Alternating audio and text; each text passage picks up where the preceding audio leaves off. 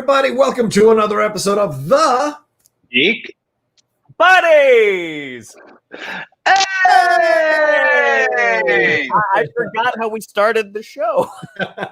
Well, it's been a bit. We had the live episode last week, which was a lot of fun. Had a lot of great conversations, kind of ending my time doing the show in LA. But now we're back this week. I'm fresh in the studio here in San Diego, having a really great time, enjoying my life for now. It's kind of a weird thing, just kind of be super relaxed, working on a bunch of things, and actually having room where my hands don't touch the walls on opposite sides of me. So I appreciate that very much. I'm excited about it. We got so much. Prove it. It looks like the same space. Right. I'll take you all out later on the camera. But yeah, I'm excited. I'm one of your hosts here. My name is John Rocha. I'm a writer, producer, and host for the Outlaw Nation. I'm Michael Vogel. I'm a writer and producer of animated TV shows and movies. And this is Shannon McClung. I'm an animation writer and a television actor, where you may have seen me on Silicon Valley, Brooklyn Nine-Nine, and The Goldbergs. Yeah, number of things. And you just had an audition. That's why you're all clean shaven. Look at him. Look at it, all sweet. Look at that. Yes, I was very sad to get rid of the double chin camouflage. It's on full display right now. Your face looks like a baby's butt. It's beautiful. Beautiful. Luckily, that is what I auditioned for. So this is me rubbing it. So anyway. No, thank you. You got a problem with men touching each other? Since when? All right, let's move on. The rubbing of the Shannon's butt face is a little bit different than a lovely caress between two gentlemen friends. Yeah, this is better. I'm sorry. By the way, just so we're clear, if any guy came up to me in a bar and rubbed my face with the face that you did, I am. Yeah. That's not homophobia. That's creepophobia. That is not outlawed. All right, let's move on to. We're going to talk about so many things today. We got a lot of things to cover, and for those of you who are returning listeners or viewers of the Geek Buddies, thank you so much for coming back in. For those of you who are new, thanks so much for taking a chance on us. The way we do the show is each of us takes a geek news item. We talk about it amongst ourselves for a little bit. Then we take a little bit of a break for about 5 seconds on the YouTube channel, but longer on the Anchor channel or on the podcast feed, just to give time for our sponsors to promote the stuff they're promoting. Then we jump back and talk about our main topic. And our main topic is a fun article from Vulture talking about the 100 most influential animated sequences in film, TV, or wherever. So it's going to be a fun thing to jump into. Michael suggested this one. Thought, hey, it's a slow news week. This seems like a fun thing for us to get into and for you all to participate in as well. So, all right, who wants to take this first one? Well, I will start. Okay. We did our live show last week, which was a ton of fun. Got some really good, embarrassing Rocha stories, and literally no sooner had we stopped recording, the news dropped that Jamie Foxx is rumored to be returning in the next Sony/Marvel Spider-Man film, playing the same character he played in the Amazing Spider-Man franchise, Electro. So, a little bit of old news. It's everybody's already been discussing it, but we figured since we didn't get a chance to talk about it last week, we wanted to dive in and have our responses to this news. What do we think about this news? What do we think this means for Spider-Man? Is this a good idea? Is this a bad idea? A lot of opinions on social media about it. No one quite knows what to make of it. So what do you guys think? Jamie Foxx is Electro, coming back one more time to shock audiences. Hey! Well, and he was quoted in the announcement article that this time he wasn't going to be blue. So I feel like the initial reaction was sort of like, huh? Because everyone flipped out for J.K. Simmons at the end of Far From Home. The idea that they were not recasting J. Jonah Jameson, that they were bringing him back from the Tobey Maguire franchise, and everyone seemed pretty jazzed about that. Clearly not the same guy, or he lost his hair. The Jamie Foxx of it was sort of like, well, how is that gonna work? And immediately live action Spider-Verse theories start unfurling, and it's like, is this what is going to happen? Like, are they? I'm waiting for the announcement that Tobey Maguire and Andrew Garfield have signed on at this point. Like, where we left Peter Parker at the end of Spider-Man Far From Home, he had been outed. He was probably going to be on the run, so that's just the avenue that we all sort of assumed it was going to be. Like, are we going to have the trial of Peter Parker? Is Jennifer Walters going to be his attorney? The idea that they're throwing in a villain from a previous iteration into this one seems to lend credit to the idea that they are fully embracing not only the multiverse aspect of Marvel, but there could possibly be incorporating aspects from the two previous Spider-Man franchise. Initially, I was sort of like, but now I'm kind of like, God, that opens up a lot of doors for some potentially very cool storytelling. Also, it could be an absolute train wreck. Yeah. We'll see what happens. Yeah, that's kind of where I'm landing on, is like this play. I feel like I'm teetering on this fence between train wreck and incredible. Like, I'm just like, I don't know what's going to happen, but I hope I fall into the incredible side of things, and it's great, you know.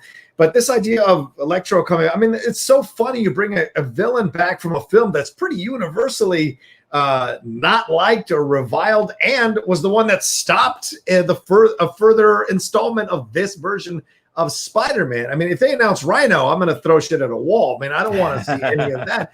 But it also, I also heard rumors this morning as we were hosting SEN Live this morning. There were rumors that people are talking about that they've reached out to Dane DeHaan, and that they've reached out to Tobey Maguire to come into this thing as well, and that Andrew Garfield is going to be the next person there. So if they're going to start creating this idea of multiverse, then my mind immediately went to, well, who directed the first version of the Spider-Man films? Oh, Sam Raimi. And what is he doing? Oh, the Multiverse of Madness. And if you watch Boss Logic, if you follow him on social media or on Instagram, he did a design of the two different Spider-Man hands flipping their webs out of these two different portals, Doctor Strange portals and what have you, that made it look like that may be the angle they're going. We're starting with WandaVision into the Multiverse of Madness, which Sam Raimi is directing. So is this a way to jump into the Spider-Man thing and set up not only just the idea of a multiverse, but also the idea of Sinister Six? Is that something? Because, I mean, Holland's only in for two movies, or two more movies in the MCU contract.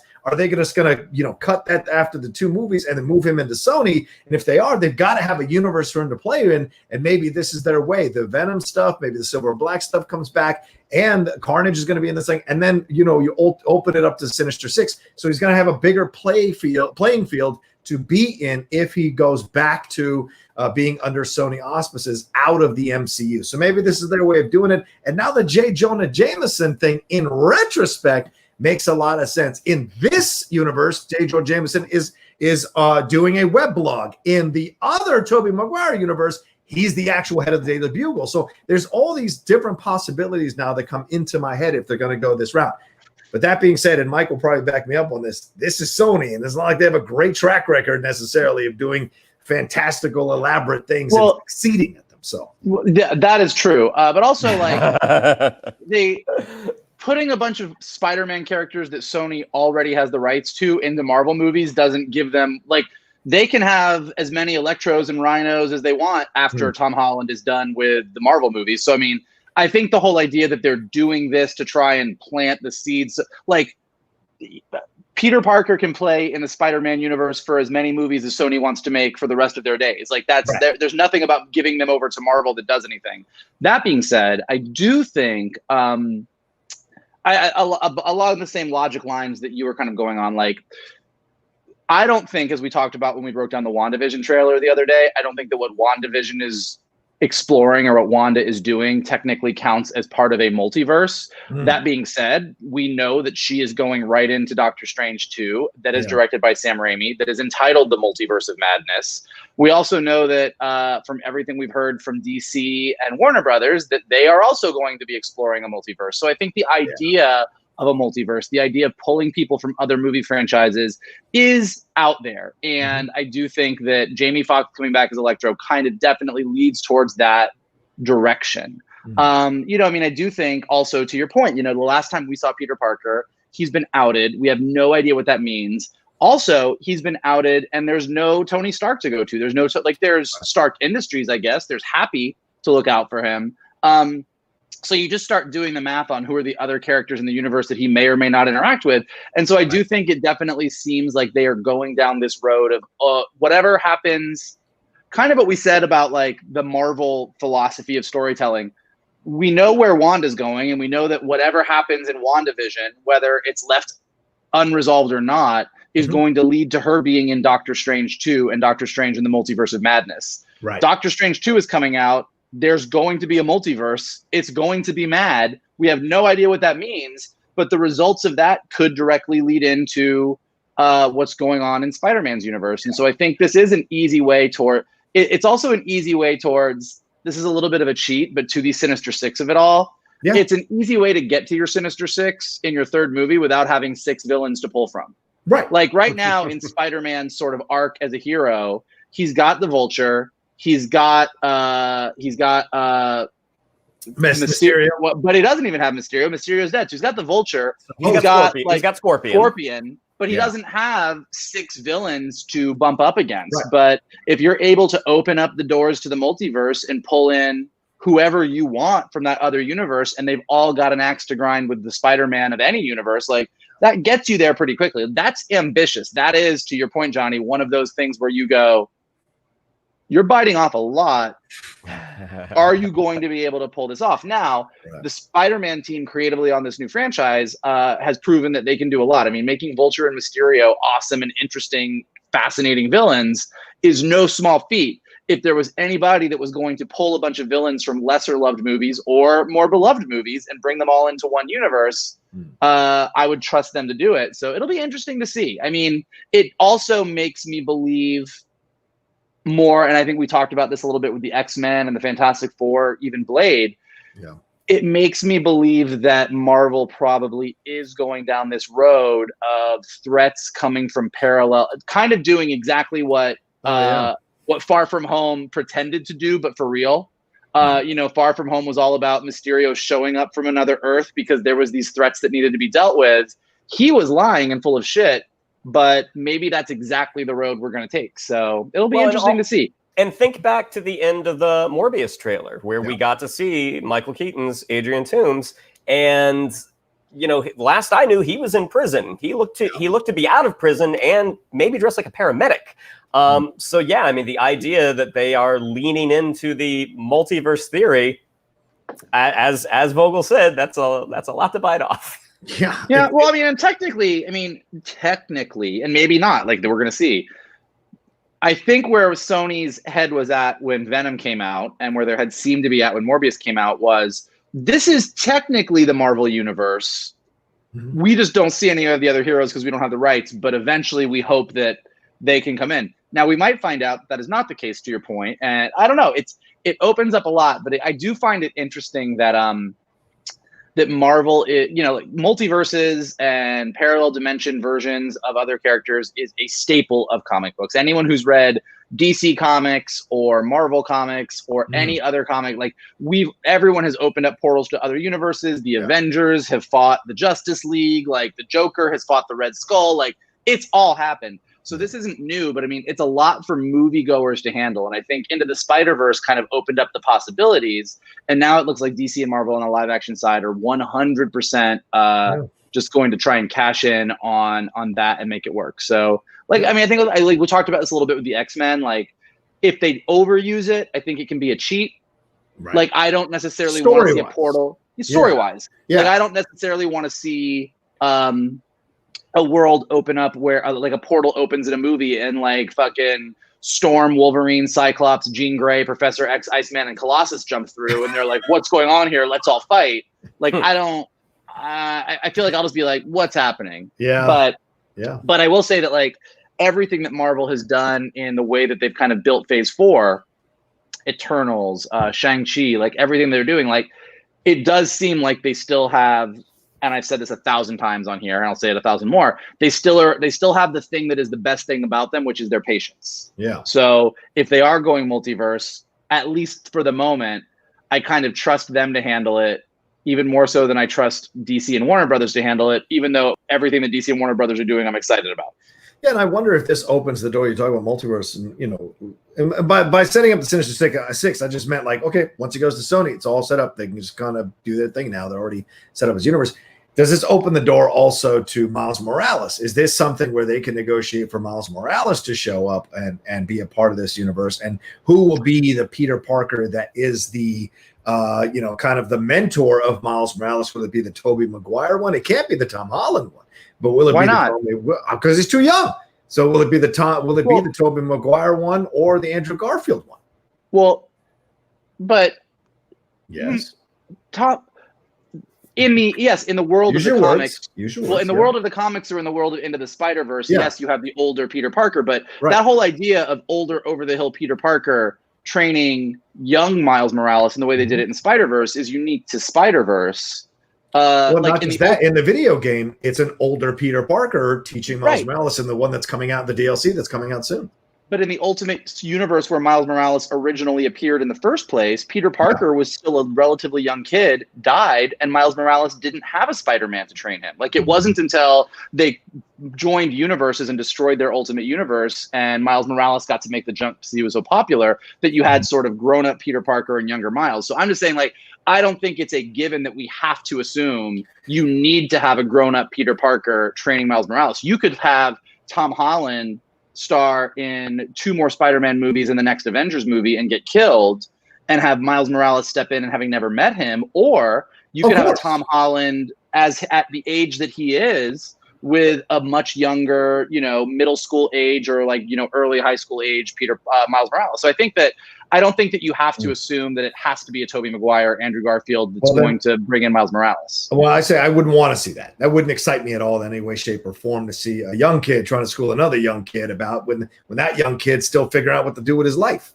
and hasn't done. Those are, to me. I get your point. Obviously, I 1,000% get your point. I just wouldn't be on board with it. I don't need a high school senior teaching a high school sophomore about how to be a superhero. I'd rather have someone in their 20s or 30s who's actually been through some shit to come down and actually tend. Not that he hasn't been through some shit as Tom Holland at that age, but to have the maturity to process what the fuck they're going through. This is sounding eerily similar to me to when they cast Tom Holland in the first place and you got all mad and said you had to have a grown-up muscular man playing Peter Parker. That has nothing to do with it, but you're trying to make a tenuous connection, and I respect you trying. It has actually nothing to do with it. I'm just saying that. And you know what? You've been wrong about casting on some of these just as much as I've been wrong about it. So please, it's not about, you defend every cast. So it's not about. Well, I defend every. I defend cast. I had an idea of what I wanted to see from the next Peter Parker. That's what I had. Tom Holland came in, blew the doors off, and that speaks volumes about me. I said, yes, absolutely. This is a great Peter Parker. I was totally wrong. But the thing is, my approach to it mentally is I want to see an older Peter Parker. And I love Tobey Maguire to be that one because the connecting of the oldest to the newest would be so awesome for me personally to see have that happen as a nerd and a geek and a fan of these Spider-Man movies. Sure. But sure, it could go the Tom Holland route. Absolutely. It just would take it harder for me to believe it. Well, but the only other point I'll make is that, again, what did we said? Tom Holland has 2 more Spider-Man movies or 2 more Marvel movies that he's allowed to be in or whatever the deal is. Yeah. But A, that could get extended. And B, even if it doesn't, of course. 2 more movies is 3 years, 4 years, depending on what the movies are that he shows up in. I'm talking about Miles Morales now, introducing him in Spider-Man 3 as a character, because if you're going to open multiverses, then the possibility of having a Miles Morales somewhere in one of these multiverses is possible as well. Well, there's also already a Miles Morales in the Marvel Universe somewhere. I mean, in Homecoming, Donald Glover. Right. So there is a younger kid already who exists as Miles Morales. You don't know, technically, I mean, if you're going to get super nerdy about it, if a Miles Morales who's older pops into our universe in a multiversal sense, there'll be 2 Miles Moraleses in the Marvel Universe somewhere. So that can get a little confusing. So I don't know. I think it opens up a lot of possibilities. I do not think we'll be getting a Miles Morales in the next movie. So we'll see. It'll be interesting to see. And before we move on, just to push back on John's theory, just a tad, that he would like to see Tobey Maguire. God, I'd like to see. It's not theory; it's my opinion. Your opinion. My opinion is, God, I'd love to see Andrew Garfield get one more shot at it. Yeah, that's fair too. Everybody enjoyed him. Everybody it was a great performance in a couple of meh movies. Right. What an opportunity to bring that guy back and give him a proper send off. But that's just me. And he loved it. He loved playing him. It was his childhood dream to play Spider-Man. He went to that Comic-Con dressed up as Spider-Man to ask that question, which was an awesome stunt. So I think that'd be great too. And if you're going to bring Electro, I'll be damned if you don't bring in that Spider-Man for God's sakes, because Jamie Foxx wasn't the reason people went to see that movie. So just to push back on both of you a little bit on that, I also, there's a big difference between. There's a reason that the Spider-Man in Miles' universe dies at the beginning of Spider-Verse. And there's a reason that the Michael Keaton thing makes sense for Warner Brothers, because we all know that Ben Affleck is out. Bringing in Tobey Maguire and Andrew Garfield, who are both a little bit older, and having Tom Holland in your universe, and all of a sudden saying, well, I want Tobey Maguire to train a Miles from another universe, or I think this, or Andrew Garfield. I don't think that there's a similar situation, because I think Tom Holland is arguably the better of the three as far as the people who played Spider-Man. Had better material in a lot of ways. I know some people think Tobey is the OG, whatever, but I'm just saying that Tom Holland by no means is slouching in his Spider duties. No. Nor does he seem particularly inclined to stop playing Spider-Man anytime soon. So in both situations, I think that if we do see a Tobey Maguire or we do see an Andrew Garfield, I'm pretty sure that unless Tom Holland is like, I'm fucking out, both of them would be playing small supporting roles in deference to Tom being primary Spider for the MCU. Agreed. But also, why can't you just let us have our joy?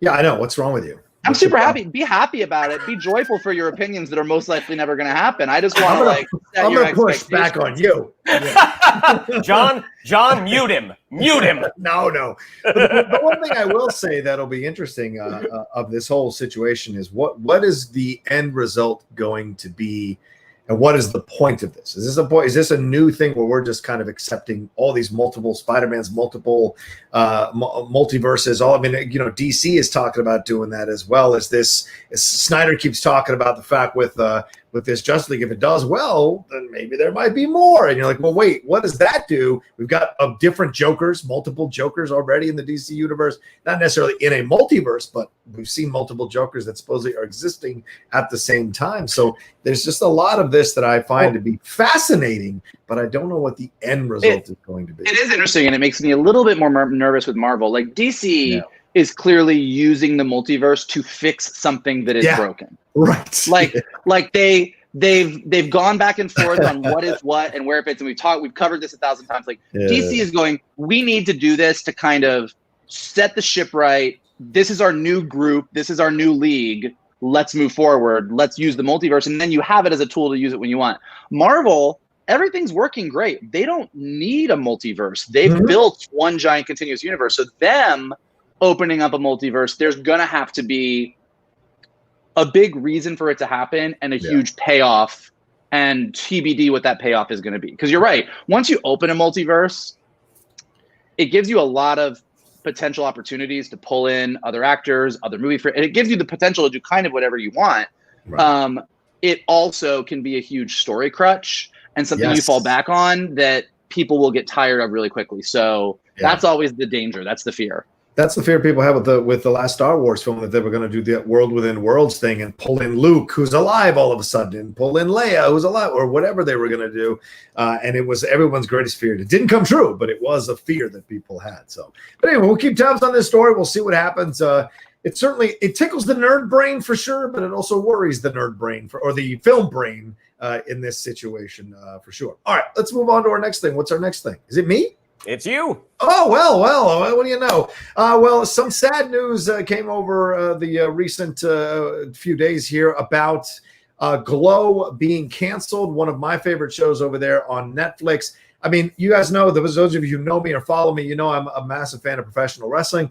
I actually watched the real Glow Girls way back when, would watch it on one of those random channels that it was on, and always found it to be an interesting spectacle to watch at the time. And they turned that real life thing into an actually very good series that explored female relationships, explored this idea of underdogs, explored this idea of female professional wrestling. So much was here for people to enjoy and watch and connect to multiple characters. Great actresses in Alison Brie, Betty Gilpin, so many of these actors that came through. I forget the actress' name, but she was a significant part of Perry Mason this first season of the show. All of these great actors coming through. And then Mark Maron really picking up where he left off on the Maron show, and really doing even more with his natural hangdog approach. throughout this, and there was 3 seasons of it. This past season had Gina Davis as a significant part of that season when they went to Vegas, and everything was kind of leading to this thing of like, well, what are we going to do if it's canceled? How do we go on with our lives? And almost like mirroring real life, the show has been canceled out after it got approved for a 4th season. Of course, the creators came out, were really positive about it, and said that it was an honor to do it. There's way more important things going on in the world. People are really dying from COVID, and sadly, our show has died as well. But we had a great time. And then Mark Maron came out this morning, I believe, or last night, and said, last night, I'd like to have a movie about it. When I was on Mornings with the Outlaw on Tuesday, I spoke about that and said, I hope it becomes a movie. So Mark Maron saying the same thing. I hope this is a universal energy or a hive mind thing where they do make a movie with these ladies. And of course, it was canceled because of the close contact. And shout out to Netflix, who said they paid all the ladies for season 4 already. Even though they're not going to shoot them, they've paid them for being in these episodes. So I mean, for me, I just think it was a rarity of a show for so many reasons, and to have it canceled because of COVID is one of the few cancellations where I've actually been like just really down about it, really sad about it. So I don't know if you guys watched it. What do you guys think about this news?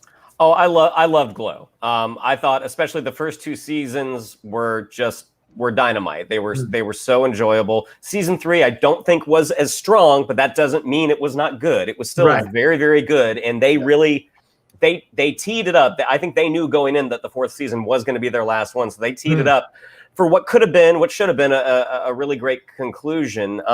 But yeah, moving forward, I mean, like the few auditions that I've had coming in, you find out sort of just how stringent the new safety guidelines are. And when you have a cast of that many people, it's a very large cast, working in such close proximity to each other, like that is going to, there are going to be challenges with that. And it's really unfortunate that they, as of right now, that they didn't get to finish their story. But like Mark Maron said, like, let some time go by. Let's get adjusted to the new normal and give them a movie. Like they already had the 4th season written, like it was ready to go. I mean, we saw with the Deadwood film that came out years later. That and I'm going to venture a guess that Glow's viewership was higher than Deadwood's, just because I think more people have Netflix. Here's hoping that they get to finish their story, but if not, they gave us 3 excellent seasons of television and definitely worth rewatching just for the performances of Alison Brie and Betty Gilpin. I mean, just really great. Yeah, I loved it. I mean, I was super bummed to hear the news. It's one of those you're just like, oh man, come on, like it. And I do think we are so used to shows used to get canceled all the time. We were growing up, you'd be watching a show, excited to see where it goes, it just disappears. I mean, that's Firefly. You're like I mean, you think about it, like that was something we were way more used to. I think now we live in an era where knock on wood, most of the shows that we really love kind of get to see it through to the end, or get to do a truncated end, like find out they're going to end earlier than they thought, but at least get a chance to wrap it up. And so Glow was such a good show. It's a shame it doesn't. I do think you're right. I mean, as soon as Mark Maron came out and said that, I think, season 4, Johnny, to your point, we all know that Glow was canceled. Yeah. Like we all know that this was a thing it existed and then it ended. And so they've created all these really fun and interesting characters. And, depending on, I do think they will come back to it. I think you've got a fan base. You've got, especially if some of these actresses pop and become even bigger than they are now. A lot of them are already really big, but like, even if they go on and do even really bigger things, I think you'll find a thing. It'll be interesting to see is if they do get that movie or a limited run series or whatever, do they do a truncated version of what their season 4 was going to be? Or if enough time has passed, do they do the, hey, we saw them at the height, the end of season 3, we saw where they were at, and now it's a decade later. Right. And it's been we find out what happened sort of in a new and different way. So I hope that even if it's not the ending that the creative team had planned, that we do at some point in the future get to revisit this world and wrap things up in some kind of bow, because I think it's too good not to.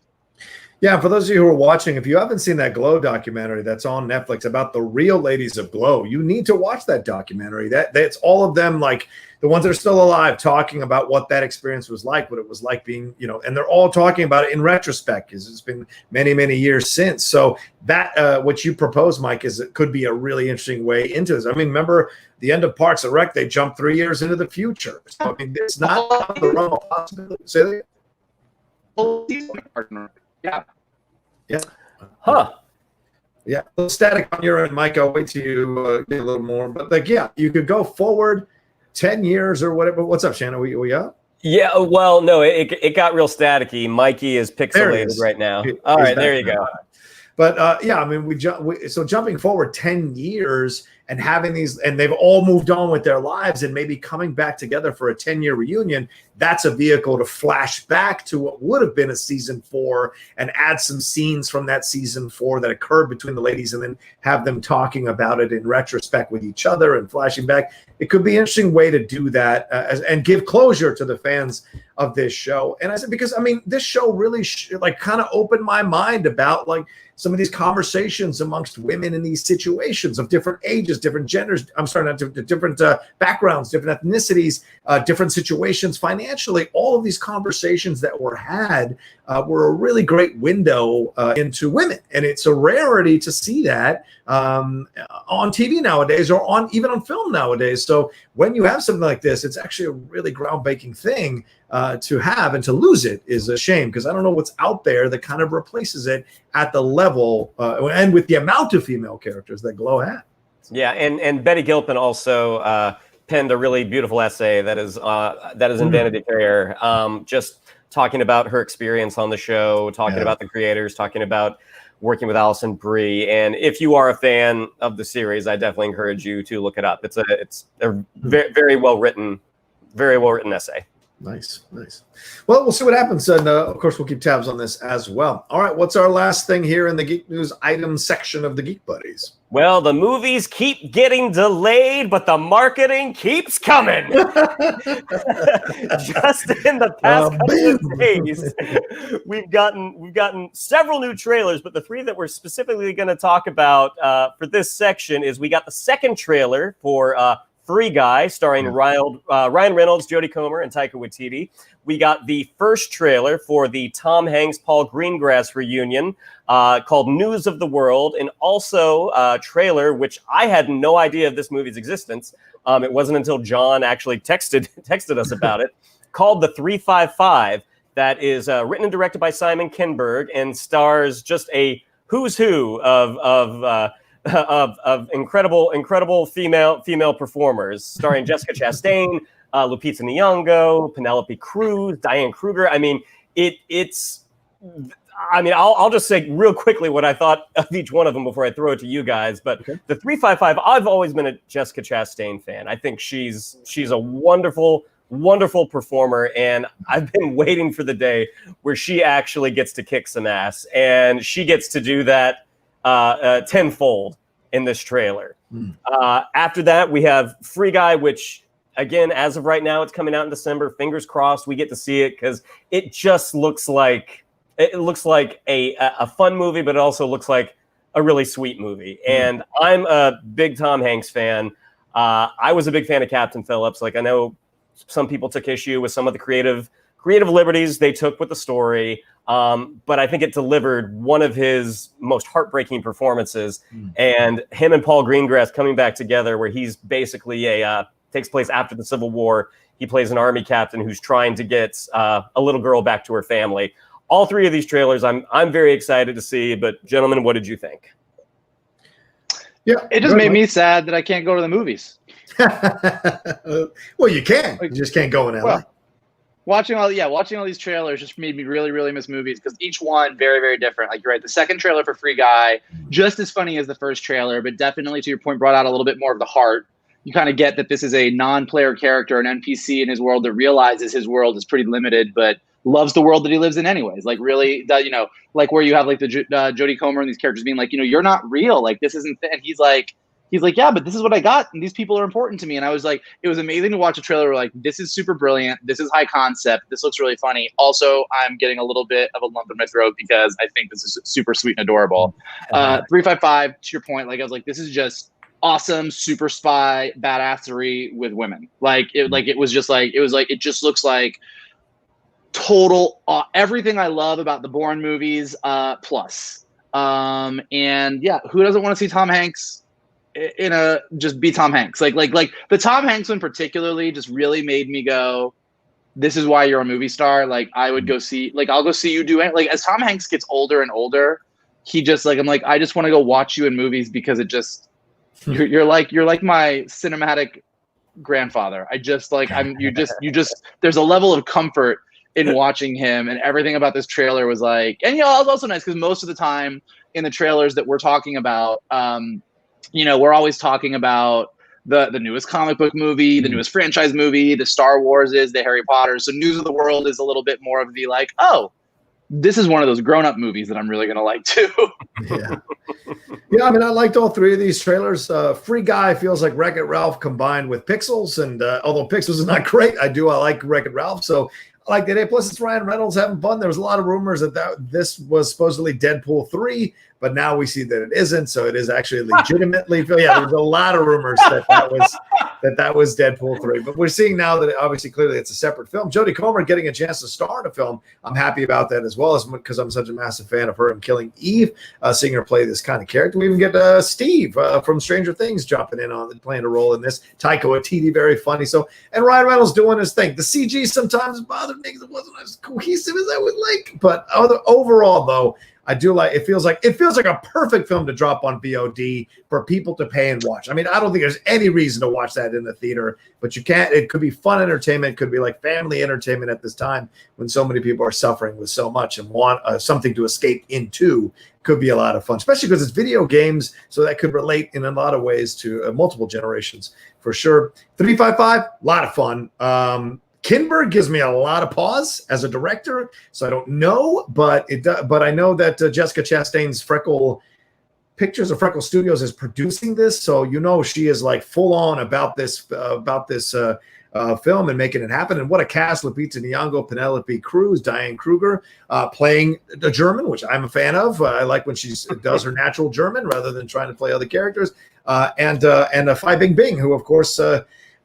Recovering from some tax issues where she had to pay $100 million in back taxes, and it's finally come back to film. So they had nice chemistry throughout. I just need to know what the story is because I know Sebastian Stan's in this, Edgar Ramirez is in this. So what's the story? I know they're stopping cyber terrorism, but what's the story? So maybe the second trailer will give us more. This was more about introducing the team and how they're coming together. And they all have these backstories, right? Lupita Nyong'o with her boyfriend, Penelope Cruz and her kids. So we've got some nice nuance going on with these characters.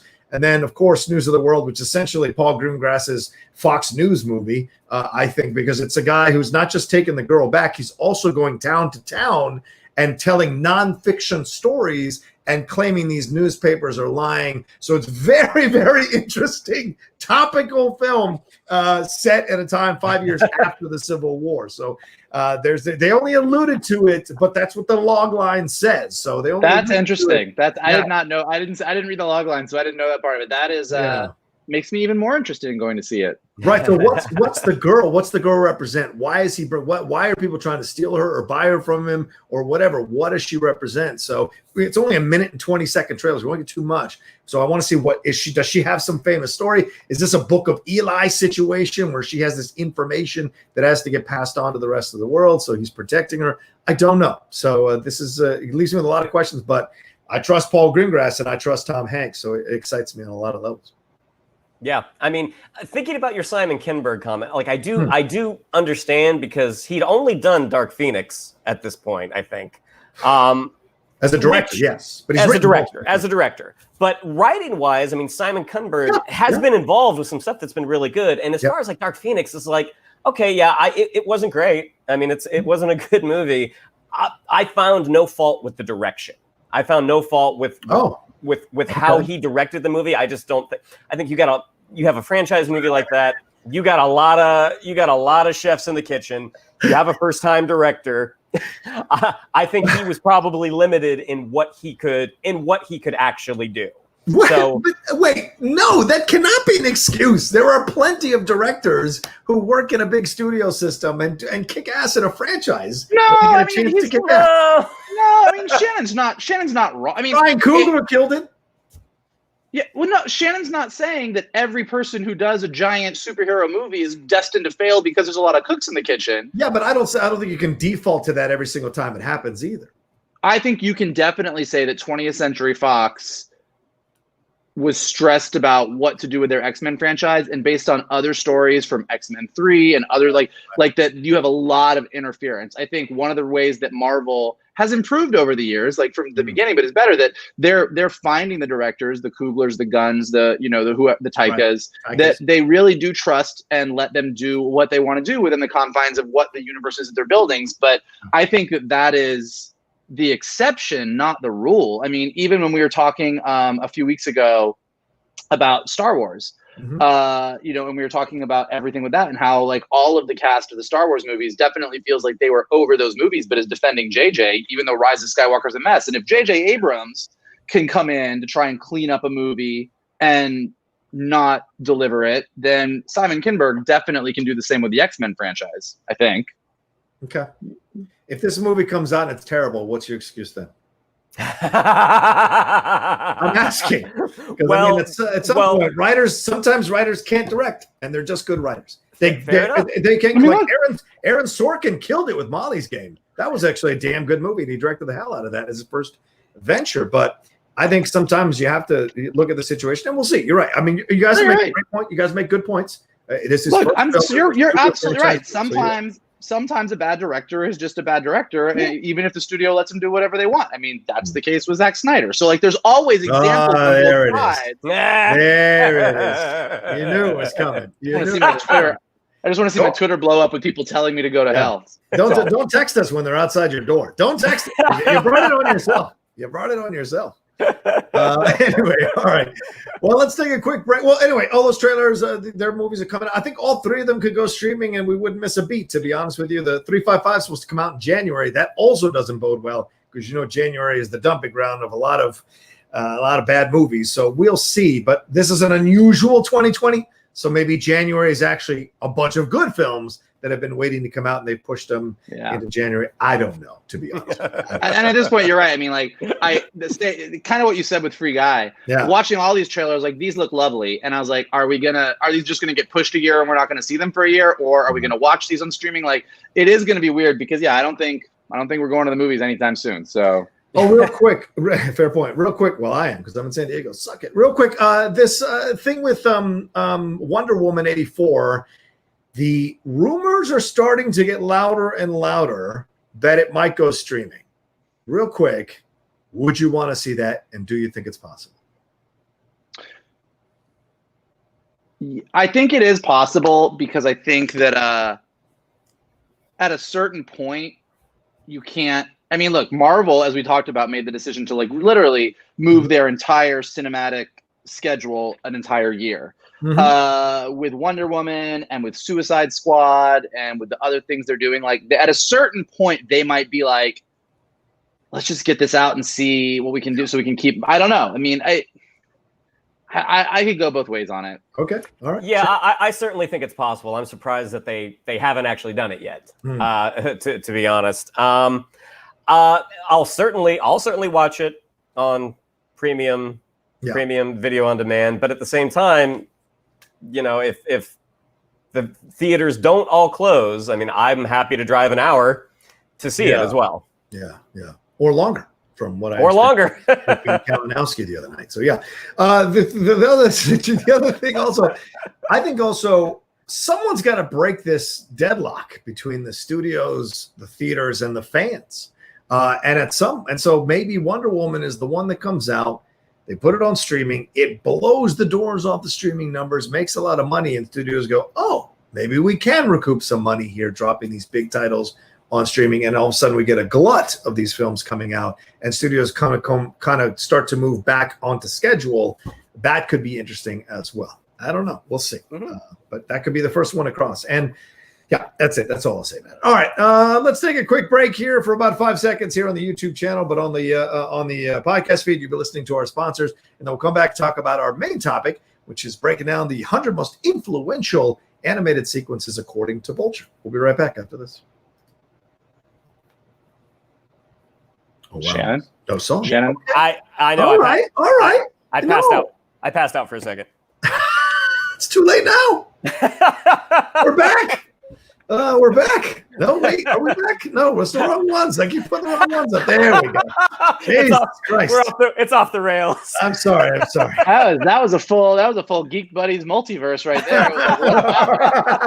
What's happening? Who am I? I don't know. Anyway, all right, Mike, this was your suggestion, man. Why don't you tee us up on this one? Yeah, I mean, look, we were talking about it, and there's not a ton of crazy news this week. And our friend Brian Leonard, a geek buddy of ours, had sent me this article from Vulture where they kind of went over the 100 sequences, not movies, but the 100 sequences that shaped animation from Bugs Bunny to Spike Spiegel to Miles Morales, the history of an art form that continues to draw us in. And so they kind of went from the very, very beginnings of animation all the way through. And, to their point, they didn't want it to be the movies that shaped us, because they were like, sometimes there's a not great movie, but it has that one sequence, or sometimes it's a TV series. And we didn't want to just do all Disney and like the studios that could pay to have these amazing things. So it's a pretty interesting list. If you're an animation fan, which I obviously am, I know these guys are, it's a great thing to check out. Go to vulture.com, check out the entire list, because we're not going to even get a chance to scratch the surface. It's very dense. Each of the entries has a little clip that you can check out. And it really does. I mean, even you learn a lot. I'm a huge animation fan. I always just kind of assume Gertie the dinosaur in my mind, which is 1914. In my mind, when I talk about the history of animation, to me is the first animated cartoon. But there's a couple really interesting contenders that kind of go back to the very beginning of film that even predate that. So we all checked out the list. Highlights for you guys, but then also beyond that, from an emotional standpoint as fans, iconic sequences in animation that mean a lot to you personally. So what did you think of the Vulture list? Was there anything missing? Was there anything that you were like, that was interesting, that's amazing? And then for you personally, what are your sort of iconic animated moments that really speak to you and made you love the medium? Yeah, I was surprised that it was not relegated to just hand-drawn animation and computer animation, that they had stop motion in there. They had King Kong.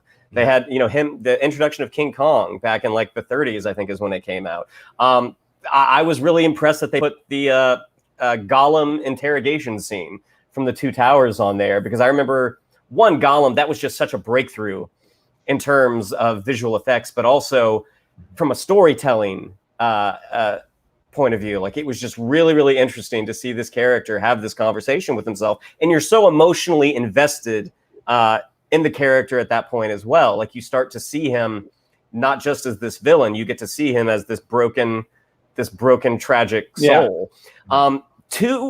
One that I was surprised wasn't on there, that is one of my favorites, is the opening montage to Up. Really, really surprised, because looking at the list, in some ways they're talking about innovation, but it's not wholly just, it's not just that. Like, there are other things that get sequences on that list. But I thought the opening montage to Up, how much story they cover in such a short amount of time, and also getting you fully invested into these two characters. One that I wasn't surprised was on it, but is one of my personal favorites, is the opening to The Hunchback of Notre Dame. We know that starting with The Little Mermaid, Disney really leaned into the Broadway theatricality that they could put in their animated films. And I don't think they've ever topped the opening, the Bells of Notre Dame from The Hunchback of Notre Dame. I know from personal experience that in college you spent a lot of time trying to hit that high note in your freshman apartment in Florida State in Tallahassee. So, well, I also know from personal experience that I was not by myself. there were other people, one whose initials are MV, were trying just as hard to hit that high note. No, I think if you're a how can I say this? If you're a cursory animation fan or a kind of like a surface animation fan, this is a phenomenal article to really dive into and read and savor and enjoy. And look, all of us are, most of us are stuck at home trying to fill our days with things as we do stuff and try to stay alive and what have you, both literally and figuratively and financially.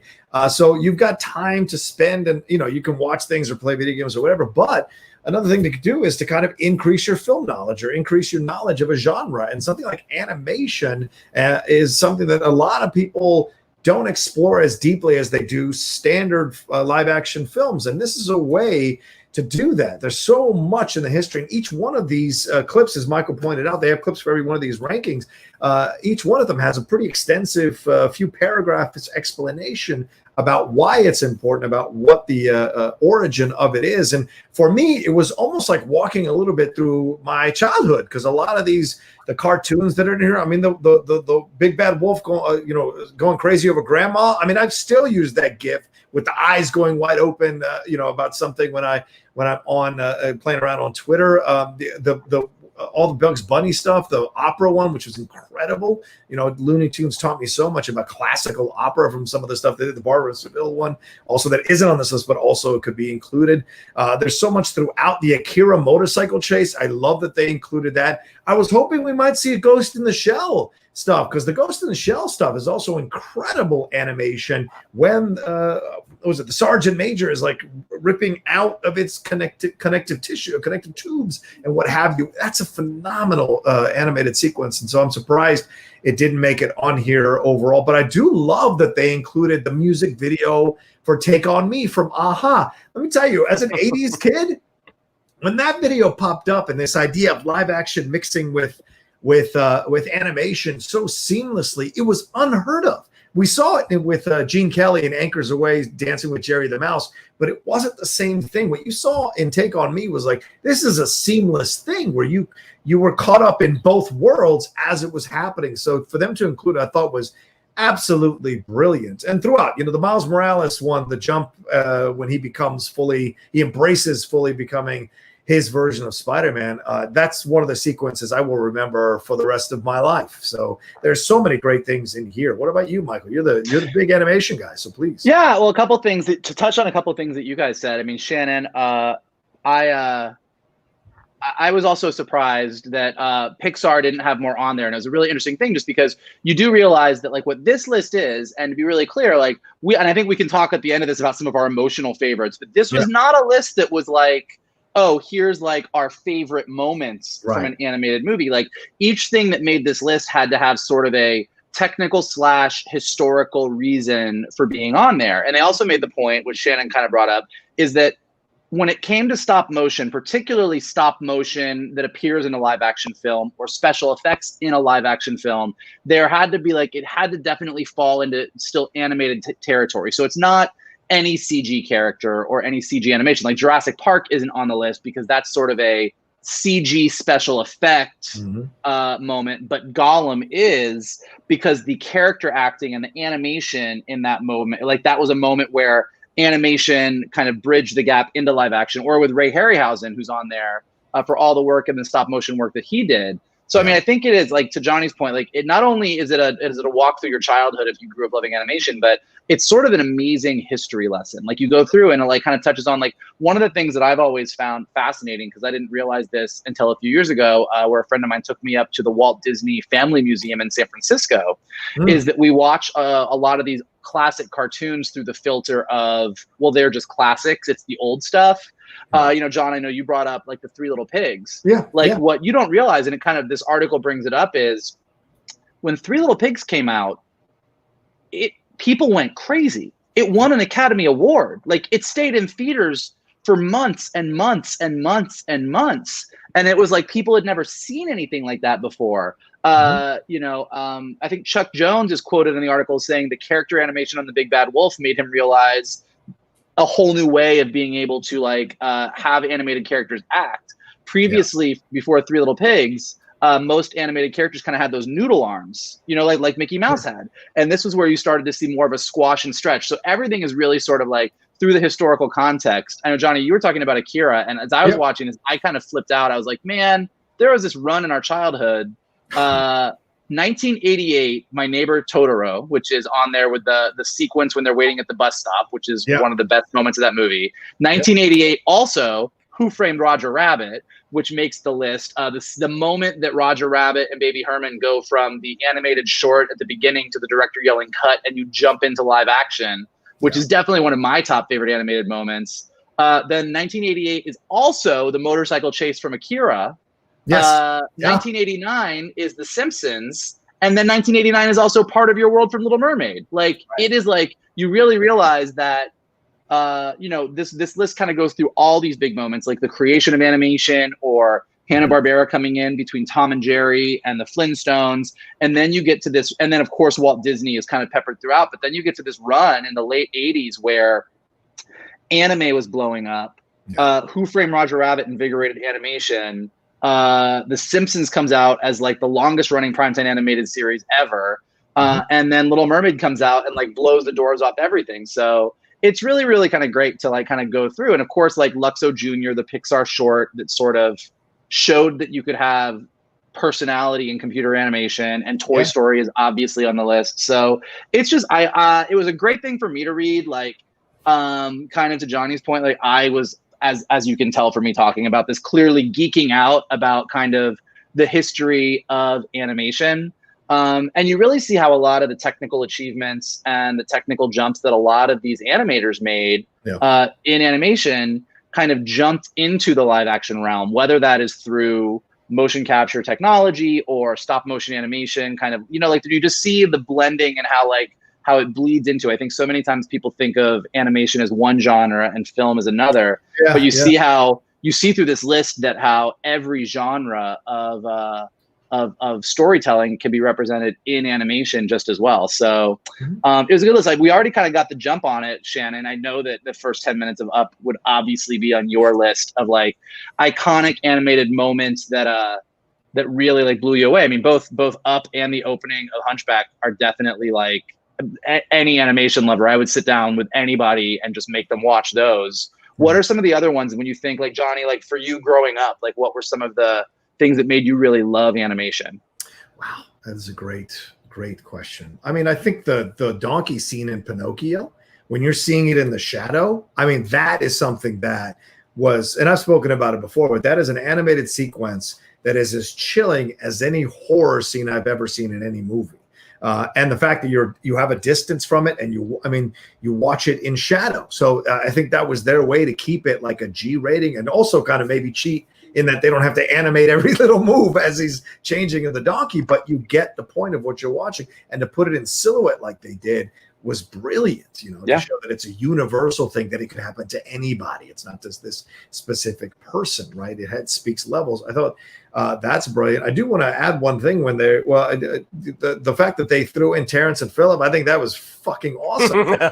Too many people walk over South Park and think it's an easy animated thing because it's so simple, or whatever, how they claim it's so simple to create that animation. But what they're able to do with it is phenomenal. And you look at South Park, the movie, I know Uncle Fucker is good, but like the whole movie is a motherfucking Broadway masterpiece. Like, you just watch it, you're like, this could be on stage right now. The kind of the 4-part harmony that mirrors Les Miserables that they do in that movie it also deserves, I think, an incredible amount of accolades. Just like A Friend Like Me being like the first massive, kind of awesome Busby Berkeley kind of sequence that you saw in Aladdin in animation was just something to behold. I think that is also something to behold. The Resistance, or whatever that is that they're singing there in South Park movie. Yeah, I really liked. I think I'm probably missing some, but as far as TV animation, they hit Flintstones, Voltron, actually. Flintstones, Voltron, Simpsons, Adventure Time, South Park, Steven Universe. Actually, Steven Universe is the final one on the list. And like, honestly, any one of those shows, great. They have classic Voltron, because that's sort of the ultimate example in the 80s of taking a previously existing show from Japan. I think it was called Go Lion, and revoicing it and recutting it and making it a different thing where Voltron became the definitive. Like nobody remembers Go Lion. Right. And if you like the original Voltron and you haven't checked out the new DreamWorks Voltron on Netflix, definitely do that. But Adventure Time, Steven Universe, like all of these things, it's like it's interesting to see the things that they picked. Again, not because it's an emotional favorite, but because it really like upped the genre of animation in television. Well, they also had the opening to Batman the Animated Series. Right. Oh, yes, they did. That's 100% true. And actually make a really interesting jump because the original Fleischer Superman cartoon that came out, The Mad Scientist, which I believe is on HBO Go. I think you can watch on HBO Go some of the classic Fleischer Superman. It's somewhere because I just recently watched it. But like when you see those and how they sort of took the Superman from the comics and like brought him in, it was a very different animation style than what the Fleischer brothers had done up to that point. And they actually mention, I think both in the Batman section and the Fleischer section, that Bruce Timm, when he was hired to sort of do Batman the Animated Series, he was super inspired by the Fleischer Superman cartoon, kind of took a lot of that style and then also applied that style to his Superman adventures. So you kind of see how even within this list, sort of the earlier stuff inspires the later stuff, which is cool. Yeah, I was really surprised that, I mean, there is some Don Bluth representation with The Secret of NIMH on there. I was surprised they didn't use An American Tail. Just the Somewhere Out There sequence that between Fievel and his sister. Like, I was surprised that didn't make the cut. I think it's interesting because I think, again, it's like that's an emotional favorite for most people. My brother has this girl that he knows that he works with who he makes fun of her because if she even sees the word Somewhere Out There, she bursts into tears. He occasionally will just text her Somewhere Out There and just like it's all over. But as good as American Tail is and as emotionally satisfying as that movie is, the reason that I think Secret of NIMH makes the list is because, for those that don't know, I mean, Don Bluth was a Disney animator who kind of, at the point that he was at Disney, which is kind of getting into those dark ages where Disney wasn't doing so hot, he got frustrated, thought that Disney wasn't taking chances, wasn't doing anything that interesting, and him and a bunch of animators up and left and started Don Bluth Studios. And Secret of NIMH was the first thing to come out of there. And when you look at it, you can see that this was a bunch of animators doing everything that they weren't allowed to do at Disney at the time. Like it's super detailed. I think when you read the article in Vulture, it talks about how when the sequence that they go to is Mrs. Brisby meeting Jeremy the Crow for the first time, voiced by Don DeLuise. And they're like, there's no reason for this crow to be wrapped in thread and tied up and like flopping around, except that it was Don Bluth and the animators being like, hey, fuckers, look what we can actually do when you let us do it. And it's dark and it's scary and it's moody and it's like all the things. And so I think that there was a period of time when Don Bluth came out that every Disney movie that came out was in competition with Don Bluth, and Don Bluth was winning. Like American Tail came out, I believe, the same year as Great Mouse Detective, and American Tail was the clear winner, like box office wise and what people loved. And then the next year, I think it was Land Before Time and Oliver and Company, maybe, is that right? Those two came out, and it wasn't until Little Mermaid that came out, and then Disney, like that, which ushered in the Disney Renaissance. And after that, Don Bluth never. Well, there's still good Don Bluth stuff. A lot of people I know are big fans of Titan AE. I'm not the biggest fan of that one. Anastasia, I love though. So yeah, it's interesting. Like I could talk about this stuff all day long. Well, I also appreciated that they didn't shy away from throwing in the Cosby Show animation intro. That is one of my classic. You mean Fat Albert? I'm sorry, Fat Albert, right? Not Cosby Show. Shit, sorry. Fat Albert, because I mean, obviously with Cosby, it's very problematic, but that Fat Albert intro was with the song and them turning into, from live action again into animation. I thought it was brilliant, So to have it included, I thought was gutsy of Vulture to put that in there because they easily could have not included it, and nobody would have been like, "Why?" I think they literally actually. I'm going to find it because like what they say is actually really fun. They actually didn't want to, and kind of to your point, and it kind of brings up as we all struggle to deal with how we handle a lot of these people that were like, "Ugh, this person is kind of off the list. Like we don't want to. Don't want to." It's like the J.K. Rowling with the new Harry Potter game on the PS5. It's like there's a desire to not give these people money. But when you're looking at the history of what they've accomplished, they say, like, we didn't want to use we didn't want to go back to Bill Cosby. We would prefer not to talk about Bill Cosby, but you can't deny that what he did with Fat Albert was an important moment in the history of just representation in animation. I mean, it was an entirely black cast of characters in a cartoon, which had not really been a big thing up to that point. Yeah, and certainly was I think at the time was pretty incredibly revolutionary. I mean, there's not that many animated black animated series now, so that's like the Proud Family. What else can you? Oh yeah, certainly. What was the one? Phil Lamar, Static Shock, right? Those are rare ones that you see. They're not really standard much. Remember the PJs with Eddie Murphy? The PJs, I loved the PJs. It wasn't well written, but I watched it to support Eddie, and there were some funny sequences in it. I mean, where do we get our Latino ones? I think there was a George Lopez animated one, if I'm not incorrect on that. Maybe. It's down the road, maybe. Did robots not being included, did that surprise you? I thought that's some pretty incredible animation in robots getting the. Is that what I'm talking about? The one with Robin Williams, where he's the voice of the robots, and Ewan McGregor. Do you remember that? I don't know that anybody's putting that on anybody's list. Really? Animated sequences in there? No, the way they got the shine right on the metal and all that. It's not easy. Well, I mean, they do talk about. I mean, when you look to talk about the shine on animation, I think Luxo Jr., the Pixar short that sort of kicked things off for John Lasseter and Pixar. I think they do talk about in addition to actually having a short about a lamp where the lamp is clearly emoting, which from a character animation standpoint is impressive. They actually do talk about the lighting and getting that. I think like Pixar kind of gets to own the all of the giant technical achievements in CG for the most part. A lot of what? Thunderbirds wasn't included. No, that was puppeteering. It's puppets. I got you puppeteering. What about the? I'm pushing back on you. I'm pushing back on your puppeteering. Now, what about that animated one? I forget the name of it, man. I used to watch it all the time, and as a kid, where they're in the bird costumes, with the white, like Daft Punk did an homage to that. Battle of the Planets. Battle of the Planets, right? Battle of the Planets was awesome. Why isn't that included? Well, again, to the point of the Up and the Hunchback, this isn't a list of the 100 awesomest moments. It's a list of the 100 most important. But good to know that that Battle of the Planets is on your list. Hell yeah, it is, man.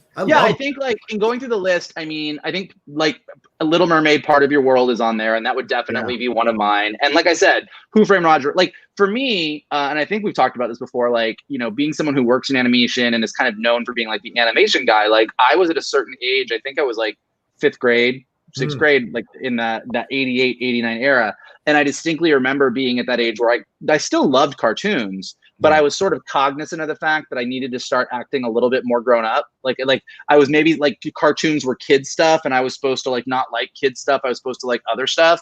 Yeah. But then little Roger Rabbit came out in '88, and Little Mermaid came out in '89, and I was like, "Fuck this shit! I'm sold for life." Like I got both of those movies bridge the gap, and adults thought they were amazing. Like they were like Roger Rabbit was seen as this like sort of special effects technical achievement, so it made it okay for adults to go see it. And then Little Mermaid was just so fucking good. Yeah, that's what that from that point on, like I remember with Little Mermaid, I kind of convinced my mom that we should take my younger brothers and sisters to see it because I felt like you needed that young kid with you to go to the movies.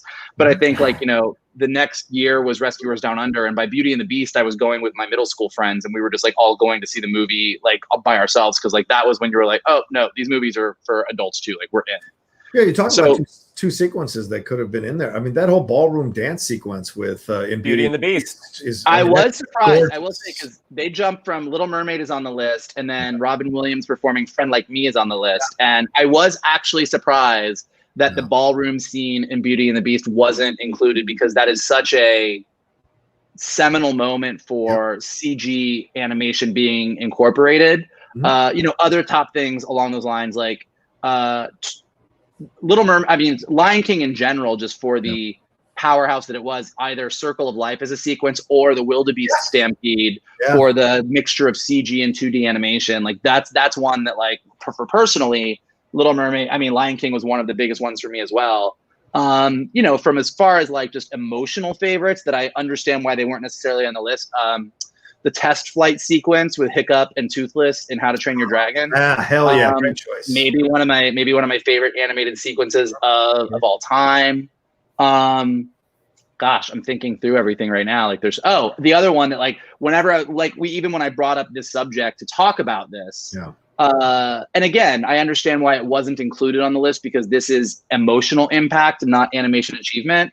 But the trash compactor scene in Toy Story 3, I think is like maybe one of the top 5 best animated sequences, if not sequences in film of all time to me. Just because I'm no idiot. I know that Disney and Pixar are not going to kill all their main characters, but there was a split second the first time that I saw that movie when Buzz looks at Woody and they just sort of connect and just hold hands. Yeah. Where I was just like, are we doing this? Are we doing this? Yeah. Ooh, that's good stuff. I gotta throw in Triplets of Belleville too, right? Triplets of Belleville. That's a great one. I love that one. I think we went to see that one, Mikey, way back when, over at the theater in Santa Monica. That one by the old video store that Quentin Tarantino used to work at. I think we all went at like a late night thing to go see that one. Triplets of Belleville is fantastic, so I was surprised there wasn't a sequence. Also, Shrek, because I used to work on. Shrek is on there. Shrek's on there. Which one? Which sequence is on there? The opening, All Star.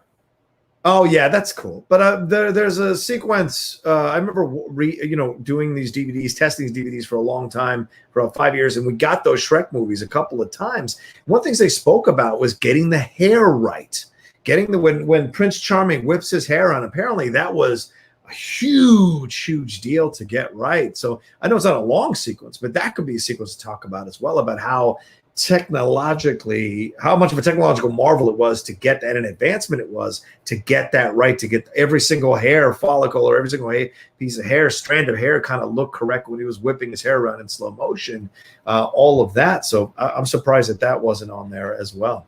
Yeah, and I would say with Finding Nemo as well, like how difficult water is. Yeah. I mean, like I think as far as hair go, again, I mean, like you can really, this is probably an entire other list, but you can go down the list of like advancements in CG, and you can just go Pixar film by Pixar film because Toy Story, the original, kind of like was the seminal achievement of a full-length CG animated film. Bug's Life then handled crowds. How do you create a cast of hundreds and hundreds and hundreds of bugs that aren't just a copy of each other? Monsters Inc. really had to nail hair. Like Sully literally has like individual hair follicles.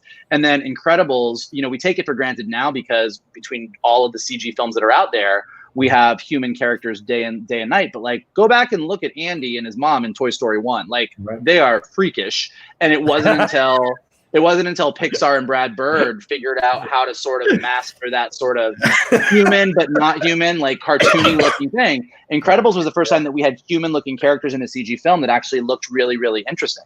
But yeah, Shrek gets included, interestingly, when you go look at it, not because it's a great movie, although it is, but that Shrek kind of got us, for better or for worse, to the world that we live in, where it kind of like stomped all over 2D animation. Like we're now everything kind of went to CG because it was so big, and particularly in terms of DreamWorks. Yeah. Because when DreamWorks first opened, when Katzenberg left Disney, Prince of Egypt, which I know Johnny and I are huge fans of. Shannon, I think you enjoy, but like Johnny and I, we love Prince of Egypt. Gorgeous, beautiful movie. Did good. And then they followed it up. There was The Voyages of Sinbad, there was Spirit, there was El Dorado. Like there's a series of 2D movies in that DreamWorks sort of beginning that they kind of hired the best animators out of France. It's a really interesting style. It's different than Disney. It looks super, super cool. And that was all doing okay. And then Shrek came out and became such a monster hit for DreamWorks that I think it says in the article, there was a term at DreamWorks Animation called getting Shrek'd. And that's what it meant. Like, you just like, well, our movie has been canceled because we are not doing 2D animation anymore. That is dead. We are only doing this forevermore. And so, some of the things on this list are included for not as good reasons either. Yeah, fair enough.